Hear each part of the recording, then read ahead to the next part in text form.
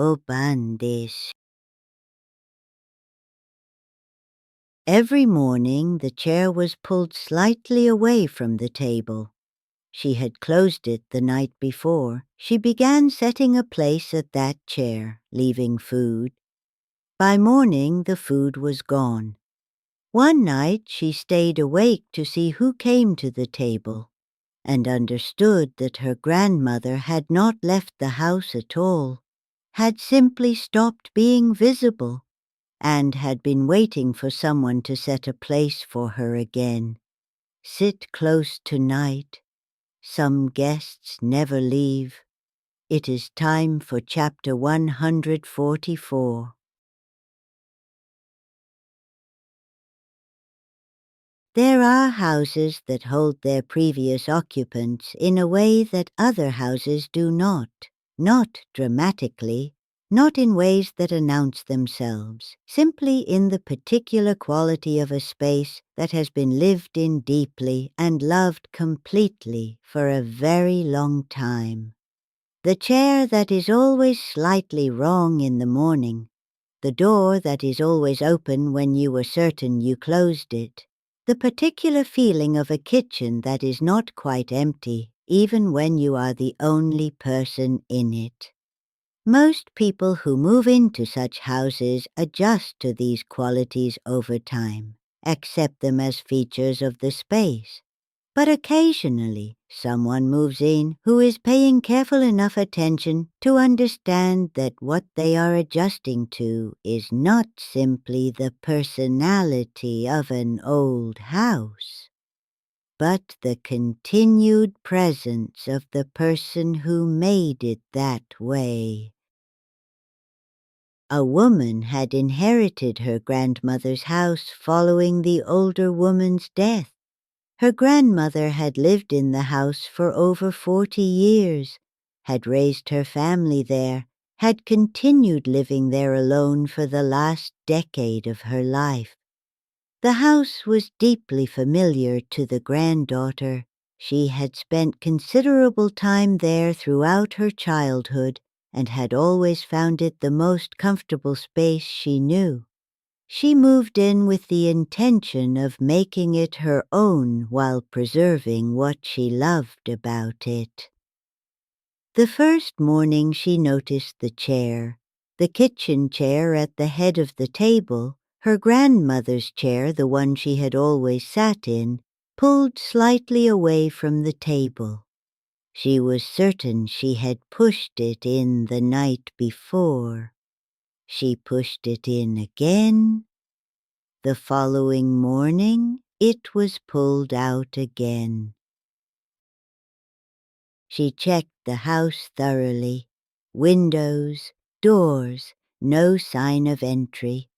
The chair simply pulled out each morning with the quiet consistency of something that had been doing this for longer than she had been living there. She began watching for other things, found them. The kitchen door, consistently open in the morning when she had closed it. A particular arrangement of items on the kitchen counter that reassembled itself nightly into the arrangement her grandmother had always kept. Small things, individually explainable, together forming a picture of someone going about their kitchen in the particular way they had always gone about it. At night, when the granddaughter was asleep, using the space as they always had.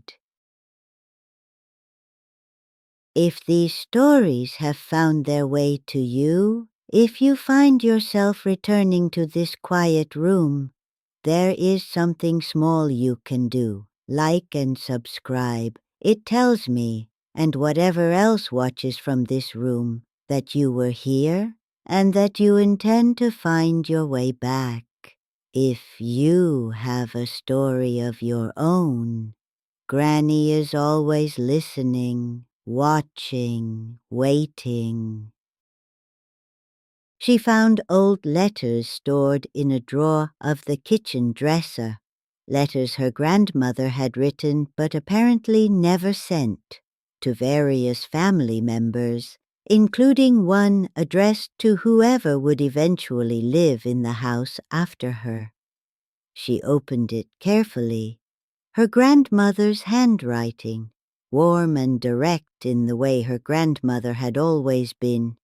The letter said simply that she intended to stay for a while after she was gone, that she hoped this would not be a cause for alarm, that the house had been hers for 40 years and she was not yet ready to leave it entirely, that she would try not to be a nuisance, and that she would appreciate it if someone would occasionally set a place for her at the kitchen table. The chair at the head, her chair, if it wasn't too much trouble. I wonder if someone you loved left a letter telling you they intended to stay in the house after they were gone. Would you set a place for them? Would you leave food? Or would you find it too unsettling to acknowledge? Granny is always listening. She set a place that evening, her grandmother's chair, a bowl, chopsticks, food her grandmother had always liked. She went to bed. The following morning the food was gone.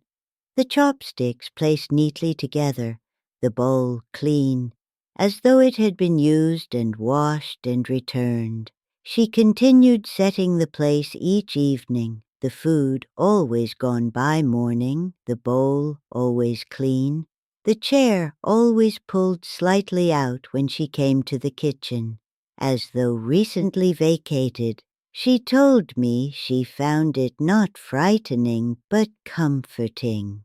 The particular comfort of a house that was not quite empty, of a kitchen that was not quite hers alone, of a grandmother who had said she intended to stay and had. You are still here. Good.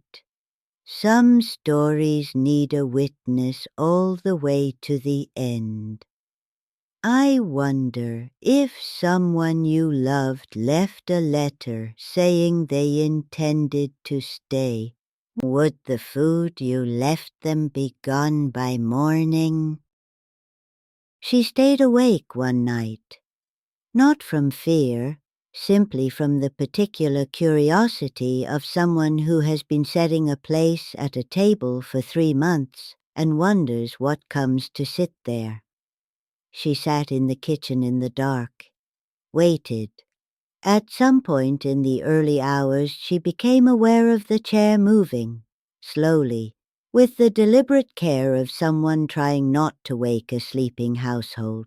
She did not look directly, simply registered the movement in her peripheral vision, the sounds of someone sitting, of someone eating quietly in the particular way her grandmother had always eaten, unhurried, appreciative, the particular quality of someone genuinely enjoying a meal.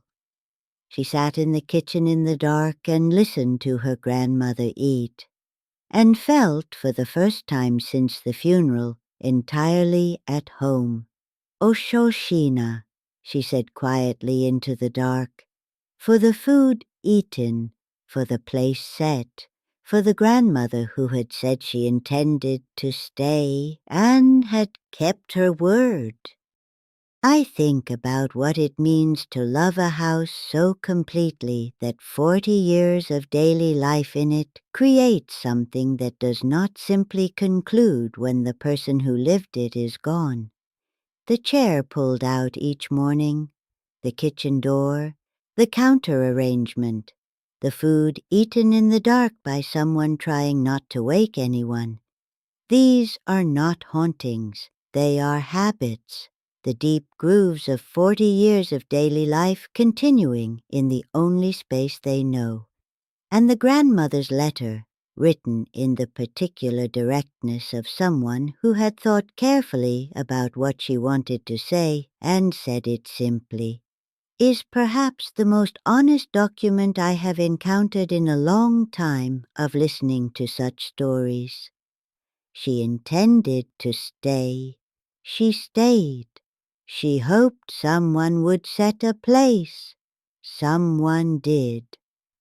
Da, some arrangements are simpler than they appear. You simply have to be willing to set the place.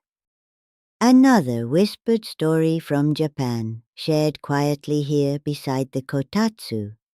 If you inherit a house from someone who loved it completely, look for a letter, in a drawer, in a box, in a space they would have known you would eventually look. Because someone who spent 40 years in a house and wasn't ready to leave it entirely may have left instructions. Simple ones. A chair, a place setting, food left out in the evening, a small acknowledgement that the house is not quite empty and is not expected to be. And if you find such a letter, follow the instructions. Set the place, leave the food, go to bed. And in the morning, when the food is gone and the bowl is clean and the chair is pulled slightly out from the table, understand that what you have done is not strange. It is simply hospitality, extended in the right direction to someone who asked for very little and kept their word about staying. If this story stayed with you, if the dark or the shadow feels a little closer tonight, you know where to find me. I am always here beside the kotatsu, watching, waiting. And if you wish others to find their way here too, there is something small you can do. Like and subscribe. I would not object. And if you have a story of your own, this quiet room has space for your experiences too. Granny is always listening.